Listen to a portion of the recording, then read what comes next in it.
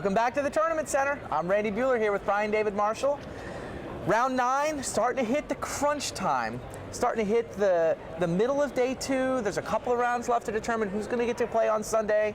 We do have 16 teams on Sunday, so sort of more people in the mix, but this was a huge round in the feature match area. 3 different players of the year sitting down to compete in feature matches in round 9. Some fun magic to watch. You had Kenji Tsumura over at table 1 playing against Mark Herberholz and Pat Chapen. Yeah, that one's huge in this year's Player of the Year race, too. I mean, Kenji's right on top. Has Saito's fallen back far enough? That they're both still in the mix, but yeah, they're huge match. Definite implications for this year's Player of the Year race. Meanwhile, you also had Shota Yasoaka, the reigning Player of the Year. He's playing against Ben Rubin and Ben Rubin's teammate. Adam Chambers. Adam Chambers, of course. Now, didn't Ben Rubin win Player of the Year one year? Nah, no. What year would you be thinking of? He didn't even win Rookie of the Year.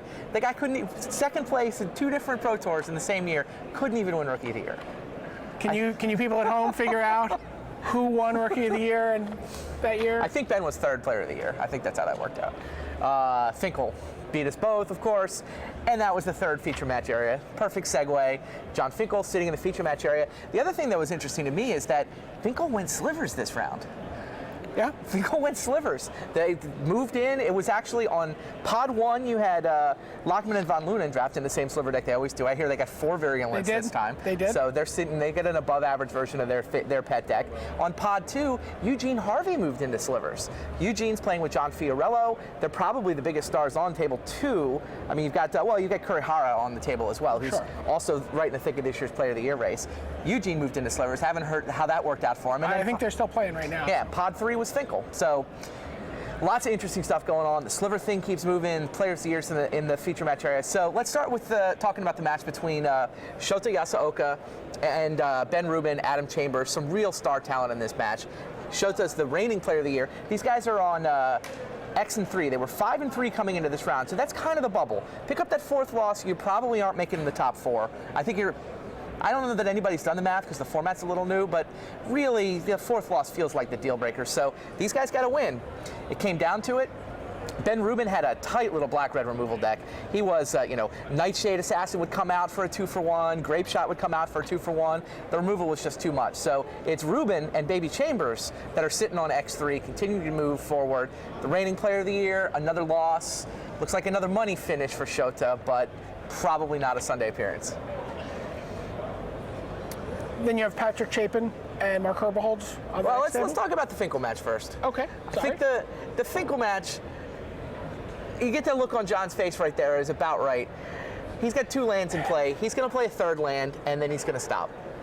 I was watching all 3 matches at the same time. I kept wandering back over to the Finkel match, and he's still got 3 lands in play, and he's still got a grip full of 4-mana spells, including a Pyrrhemia. And one of the problems with the sliver deck can be a clump of 5-mana spells. Yeah. And I saw him holding multiple the synchronous slivers. Yeah, he had multiple mesmeric slivers as well. Oh, he had the 4 mana. It was mesmeric, he had 4s and 5s, synchronous. and he was just stuck on the top end of his curve.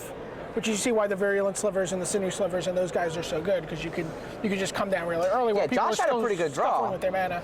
Josh had a pretty good draw. He was all sinew sliver and gem hide and was able to do stuff, but he was basically playing 2-on-1.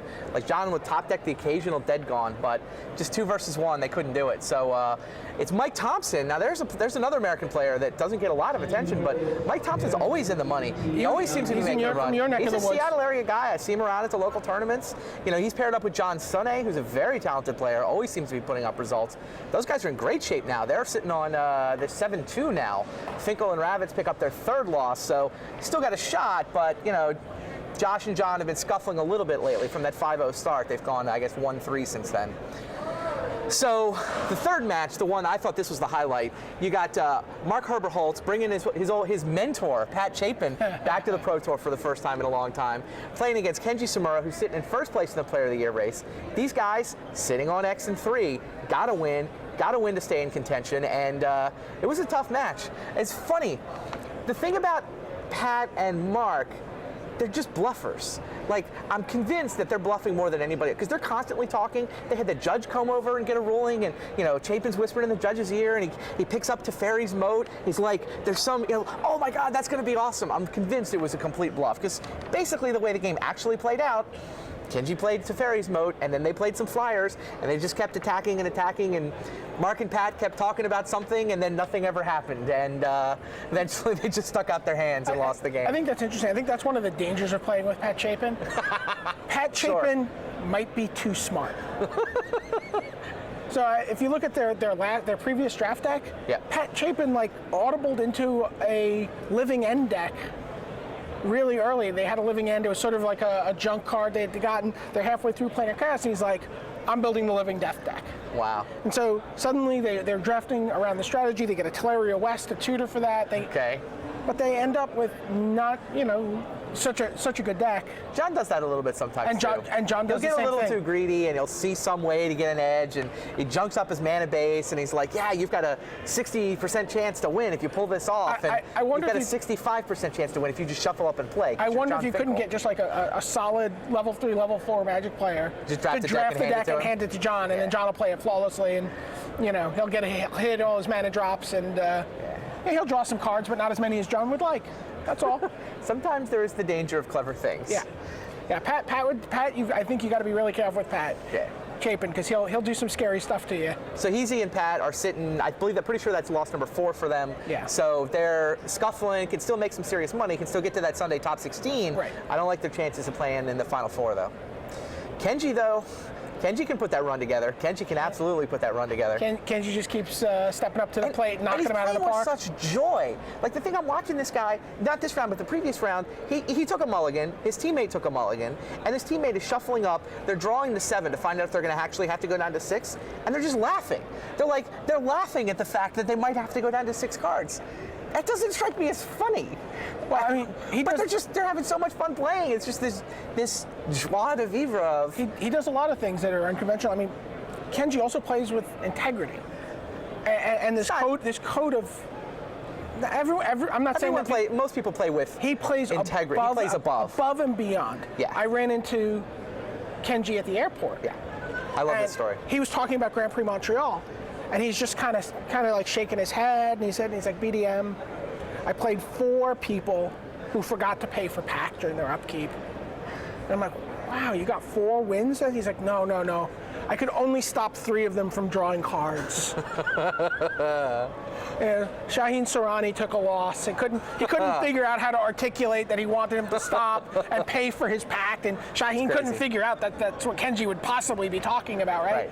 And that's really just what's amazing about this guy is he plays the game. It's absolutely true. On the highest level and to this higher level of conduct that he holds himself to. Kenji Tsumura very much still in it. A bunch of talent playing. We're about halfway through day 2 now. Stay tuned to the Tournament Center. Brian and I will keep bringing you the highlights from here at Pro Tour San Diego. On Saturday, July 14th, Magic Game Day is coming to a store near you. And just by showing up, you can get exclusive cards, participate in exciting leagues and tournaments, and enter one-time contests and sweepstakes. For more information on game days in your area, go to www.wizards.com/magicgameday.